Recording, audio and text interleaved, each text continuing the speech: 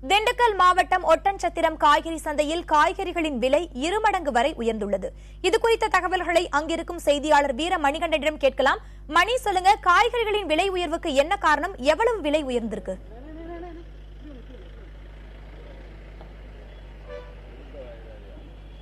திவ்யா, இப்போ பார்த்தீங்கன்னா நம்ம ஒட்டஞ்சத்திரம் காய்கறி மார்க்கெட்டு ஆசியாவிலே பெரிய மார்க்கெட்டு. இங்கிருந்து தமிழ்நாட்டுக்கு 20% காய்கறிகளும் 80% காய்கறி கேரளாவுக்கு அதிக அளவு ஏற்றுமதி செய்யப்படுகிறது.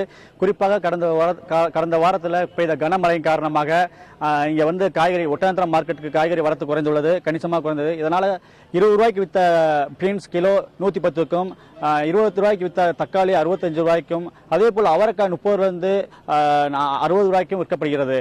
திவ்யா மணி, இந்த விலை உயர்வால் விவசாயிகளுக்கு லாபம் ஏற்பட்டிருக்கா?